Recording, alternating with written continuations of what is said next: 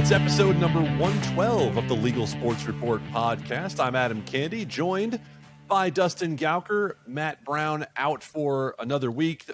Even after improving upon his Twitter, Matt Brown decided that he needed another week away from us. And frankly, I can't blame him for that. We are going to go through quickly today, just a quick recap of the last week worth of news. If you have not already, please subscribe to the LSR podcast, wherever it is that you happen to get your podcasts. Rate and review as well. We appreciate all of the feedback that we get on the podcast.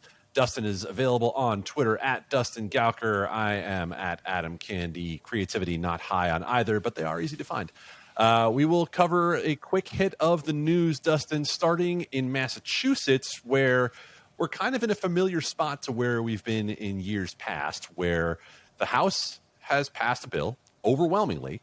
It's waiting on the Senate side, but of course the Senate has its own bill that it is considering. There are some notable differences between the two, but at least the House has passed a bill and kept this ball moving as Massachusetts tries to get something done on sports betting this year. Yeah, so this is the problem we've looked at in the past is what does the Senate want to do with this? It's not clear at all what the Senate is going to do this. So yeah, a little bit of confetti when the House passed it, but this has been the hurdle that needs to clear. So there's not much going on right now. You presume there is going to be, just because of the amount of chatter there's been around this. I think we're when we saw the DraftKings daily fantasy sports deal with the Red Sox, DraftKings doesn't really care that much. I mean, they care about daily fantasy sports, but this is you presume this is setting up a possible sports betting relationship with the Red Sox should Massachusetts legalize. The way things have gone, a sportsbook at Fenway Park would make a lot of sense. That's something I'm sure everybody from both sides would want. But yeah, we're sitting here waiting to see if that's going to happen. Massachusetts is one of these few states that kind of meets for a longer time, so they're off the schedule of everyone else has to get these things done earlier. So we'll see what happens in Massachusetts, but I don't know how to handicap Massachusetts. If you do, tell me what our odds of seeing Massachusetts get to the finish line are. Political will is stronger this year than it has been in years past, whether that is just sustained push by DraftKings, who of course is based there, or whether it's looking around the rest of the region and realizing that Massachusetts is about to be one of the only ones in that greater Northeast Atlantic region that doesn't have legal sports betting. And I wonder if the push from Connecticut becomes a little bit more serious, because not only do we know that Mohegan Sun and Foxwoods market to the New York market, but of course they market to the Massachusetts area as well. And that's been made clear by the folks at Mohegan in particular to us to say, hey, if Massachusetts doesn't get its act together, we are absolutely going to use our database in Massachusetts to push sports betting over the border in Connecticut, where mobile will be available. So I do think the legislators in Massachusetts can look at that and see that they need to get something done. That being said, it's always a glacial pace in this state. So if it dragged on till the end of the year and we didn't have legal sports betting available until next football season, by the time things got going, it wouldn't be terribly surprising in Massachusetts either. Yeah, I mean, and I think as we talk about smaller states, the drive-in is probably bigger than you see in other states. Even though we had a Chicago that was close to Indiana, there's a lot of people in Massachusetts around the borders, and not that far from any of these states that have some form of legal sports betting. I would look at that increasingly from Massachusetts' point of view, and it's like, what's the point of not having it at this point? You think that's we always think that's a relevant argument. It sometimes is not, but if you're really interested in this, you should look like everybody else is doing around this. This really should help our casinos, a hometown company in DraftKings. So you think you'll get there, if not this year, in the not too distant future, because it does seem just kind of silly at this point to be the holdout in the Northeast. Well, speaking of drive-ins, Arizona announced that is on target for its September 9th sports betting launch date. We knew about that. They're going to try to get DFS up and rolling by the end of August, which will probably catch college football and its week 0/week 1 times they can get it going by that time. And I'm going to kind of tie this up with the Nevada numbers that came out today, where we saw a jump in handle and in revenue in June in Nevada. That is roughly half the states in the country that we saw some jump in revenue in the June month. I am curious because talking to folks around here, there's been discontent around the apps for a long time. From the Las Vegas area to just drive yourself over the Hoover Dam Bridge is only about a half hour. I'm just curious if some of those who are looking for a different way to get some action down might potentially find themselves detouring over to Arizona real quick to get in on some of the apps that are going to be there. Yeah, I gotta think so. I mean, that's a fairly easy drive to do, right? I mean, if you're really looking to get action down on lots of stuff, I know back in the day, or even still, there's people in Nevada who cross the border for daily fantasy sports. I think I know one of them who is not on this podcast right now. So, like, I think that's definitely more than DFS. I think that's a possibility. And when you look at the Nevada numbers, the other takeaway for me is we're over $500 million in bets in a slow month. This used to be absolute dead time. These numbers used to be much smaller in Nevada. So this is a little bit of evidence that between just the evolution of online betting, even though it's still a pain in the ass to sign up for the apps, you can it's still increasing and still improving as they get more people onto the apps and betting that way. You're just seeing more of this. I presume the McGregor fight probably will have something to do with some uptick in July as well. But it's Nevada, even though we say it's being throttled, it is interesting that it's still growing at a pace that it wasn't before, just I think because of more adoption of mobile betting, even though it's still really hard to sign up for the apps. Less than 2/3 of bets in Nevada are placed via mobile, 64%, which is still, as you were mentioning, it's still higher than it used to be. It still was more like 50% in the past. That being said, we know that the states that have huge mobile adoption rates, even when they have physical casinos, are up 90-95%. So not quite there yet with Nevada.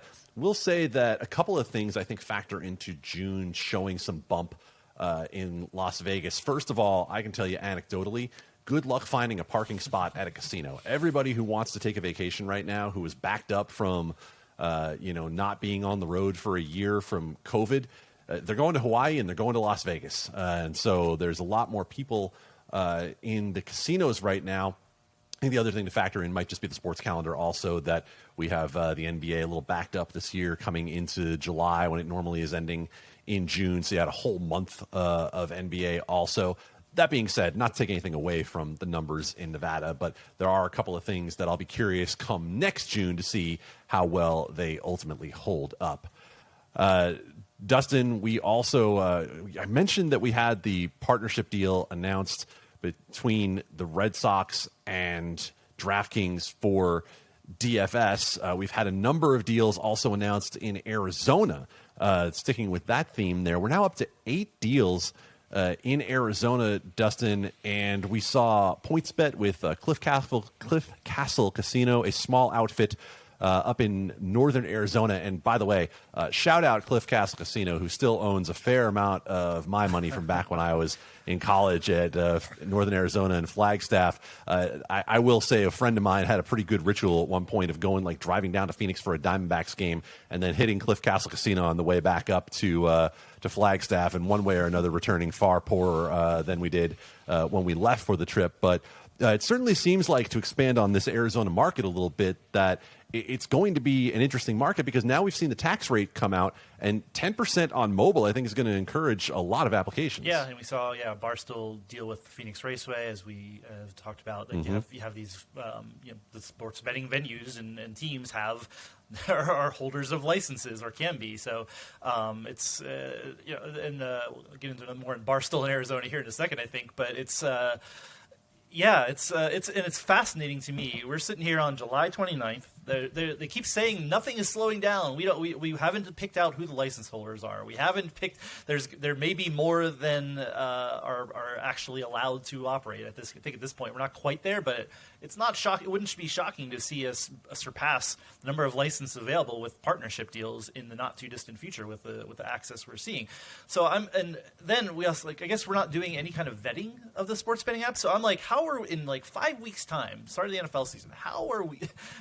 They tell us we're going to get Arizona sports betting on September 9th, but I'm like, how are we doing this? This would be arguably the fastest launch. I think Indiana kind of took us surprise. New Jersey, we knew happened really fast back in 2018, but like, I don't know. It feels like we're going fast for just to meet that deadline, which I guess it's important to be live for NFL season. But are we getting the full regulatory treatment? Or is Arizona just kind of relying on everyone else to vet these operators? Because it's going to be like flip a switch, it sounds like, and all of a sudden you have a bunch of sports books operating in Arizona. Well, I do think that there's some credence to what you're saying there, and that there are a lot of rules out there. If you choose to look at rules and regulations from other states, you pretty well can go ahead and grab those and copy and mold them to your own. Not everyone is New York who's trying to reinvent the wheel, and Arizona is a state that, based on its political bent, is going to be a little less on the regulatory side than most, and so they might be just the state to try to pull this off. How successfully, we shall see. That is up for debate. Speaking of deals, here's an interesting one. Tipico, a sportsbook from Germany that has a very small presence right now between New Jersey and Colorado, signs a deal with USA Today, a $90 million deal over the course of 5 years. We had an interview with one of the head honchos at Gannett not all that long ago, where they made clear their ambitions to get into sports betting. A very small operator for a media company the size of Gannett. Yeah, and I mean, Tipico obviously has this money. They're pretty big overseas, but I mean, that's a lot of coin to drop for mentions in USA Today. I mean, I'll say this: USA Today has been into this for a while. You can see just in the content you see out of them. Sportsbook Wire they do a lot of content about sports betting, and it was obvious they were casting about to try to what can we do the most. I mean, now they have $90 million basically guaranteed in the bank, based on this deal. I think we're a little surprised at this, at Tipico doing this, but at the same time, we always talk about, if you want to grow your brand, you have to do something. You either have to buy a brand or you have to spend money to. Nobody knows what a Tipico is here in the U.S., right? So now you're going to start seeing it. If you're reading USA Today content, you may not automatically sign up, but you at least start becoming familiar with the sportsbook. Now, is that worth $90 million over 5 years?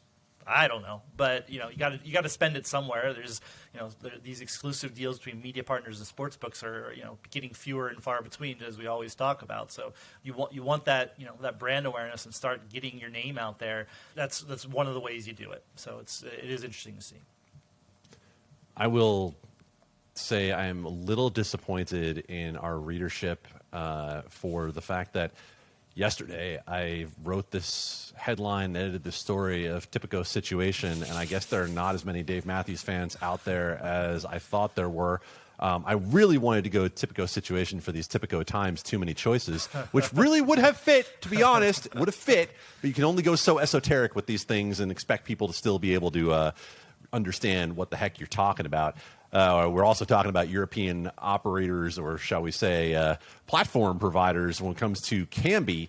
And interesting note from their most recent earnings, Brad Allen had this written up to say that they're expecting to lose at least a quarter of their revenue when DraftKings exits and when the transition over to SB Tech is final. And I mean, that's not terribly surprising to hear that number, but that is a large amount for Kambi to try to make up.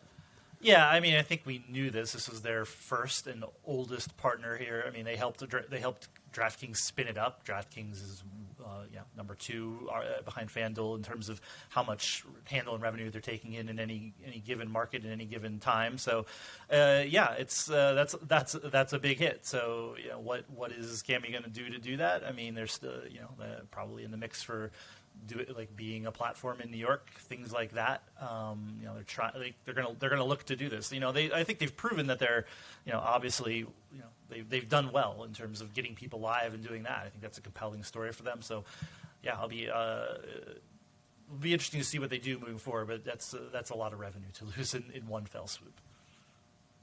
Well, let's stick with that for a second, since you mentioned the idea of a potential super bid in New York. We saw a 29-page, although it was a little shorter than that in actuality, Q&A come out from State Gaming Commission last week, where they broke down a little bit more of some questions that are out there, some questions about collusion that they addressed. I would suggest reading the article at legalsportsreport.com that Matthew Waters put out on that. But Dustin, just to kind of talk about some of the rumors that we've heard around, it feels like we're on the way to some Voltron bid here, where it's going to be like all of the sports books come together for a giant bid. I mean, like we've heard the names of multiple large sports books, and not just like they would pair off in twos. Like there would be 3 of these books plus a Cambie, et cetera, et cetera. I feel like New York is going to give us plenty to talk about here because of what these bids could look like. I mean, I hope you're crafting a story around a Voltron picture as we speak, because that's like I'm always crafting it around the picture. Oh yeah, I mean, that's the way to do stories, right? Is to create a picture, like pick a picture and then make the story. That's the great.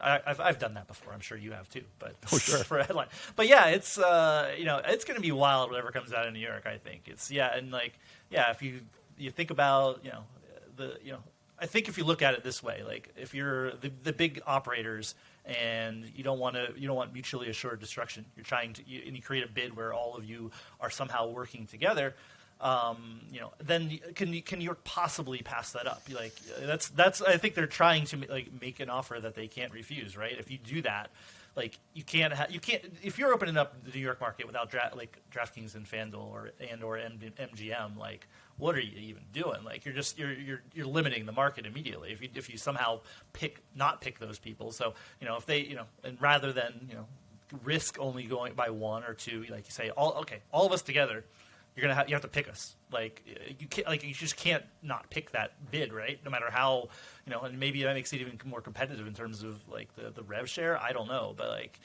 it'll be wild to see what happens out of all of this, because we've both heard lots of rumors on what it looks like, and New York it is just dumb. We've reinvented the wheel for some unknown reason in New York, so we're going to see this Frankenstein of whatever is going to come out of it, but hopefully it gets to a good result where lots of operators are in the state. Now, I don't think having this pass off 55-60% of revenue to the state is not going to create an ideal market, but it's at least a market.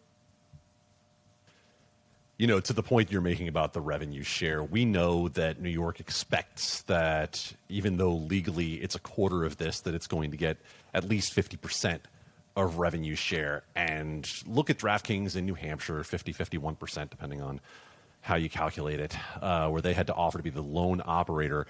And the fact that we might end up near 60% on revenue share shows why we have to have all these sports books come together, because I don't know if there's any one sports book that is willing to lose money at the pace that they would have to lose it in order to spend 60% of their revenue back to the state. I mean, obviously, multi-state, multinational operators can eat it somewhere in the balance sheet, but look at what we're seeing on earnings calls as we're kind of in earnings season right now about which sports book lost $100 million last year, which lost more than $100 million last year. I mean, the losses are piling up, and they're not unexpected in the early years of this business. But, when you look at the fact that in order to lock this New York bid in, you might have to lock it in for 10 years.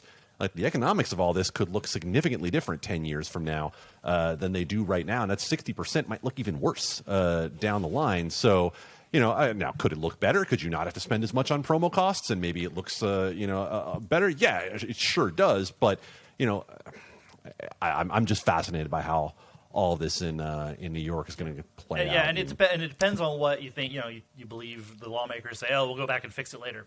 Who knows? But if you're not in right away, if you're not in now and starting to get customers, like maybe if you're banking on New York's going to see its ways, you want to be in now, even at a bad price point, I think. So yeah, it'll be interesting. Before we wrap up, I know I have a couple of personal things I would like to talk about. I can't play frickin' daily fantasy sports anymore in Oregon. That's where I was starting to go. I was saving this story for the end because we figured we would end on a high note here, or a low note, as the case might be, with DraftKings pulling out of Oregon. Sending a love note to all of you Oregonians saying, we think we should be able to offer DFS, but we've been trying to figure out the sportsbook stuff with the lottery, and because we can't figure that out, there's some question around legality of DFS, and once again, you're back in the dark ages. Yeah, I mean, this used to be all I wrote about was states turning off DFS because of legal opinions, and all of a sudden, like in 2021, here is Oregon somehow that there's some question about the legality of daily fantasy sports. They're actually whether a state ever actually addressed it, there's really a question of the legality of daily fantasy sports everywhere. It always has been. It is until it was regulated and specifically legalized in any state. You're going off of a collection of gambling laws that were not meant to be applied to DFS. You apply them and say, oh, I think we're legal here. Somebody else says, I don't know. But you're going off a bunch of legal opinions. So it doesn't shock me that this came down. FanDuel, I don't think has no desire to pull out of Oregon. DraftKings is doing this to try to get the sportsbook operation up to launch a DraftKings sportsbook instead of the current Oregon scoreboard app that I have here that is abysmal, that is also on the SB Tech platform. So I would be, if the net of this is I get a good sportsbook app and I can't play daily fantasy sports forever, I'll take it. It is just wild though that we're talking about the legality of DFS. This far, basically more than a decade after it started launching here around the U.S. Yeah, for those of you who subscribe to the LSR podcast, Dustin and I will talk about whether DFS is a game of skill or a game of chance for like another hour. Just DM me for information. I have a Venmo that's wide open. You can get that special podcast if you want to partake. We got to get Matt. Matt will love to talk about that. Matt, I was going to say, Matt and I have debated that one since the beginning of time too, and he does not agree with me on game of skill versus gambling. But I saw a poll come out there somewhere like how much luck and skill is involved in season-long fantasy. It's like, as soon as you start putting some luck into it, is it a game of skill? I mean, there's some luck in sports too, but you're not wagering, in playing an actual sport, but you're not wagering money there. So anyway, don't use it all up now because Matt's back next week, and so I want you guys to be able to do this the right way. When we get to episode number 113 of the LSR podcast, this, of course, is episode number 112. Adam and Dustin, thank you for spending a little bit of time with us here, and we will be back next week with Matt Brown, full Twitter, full rest, ready to go. Thanks for being here.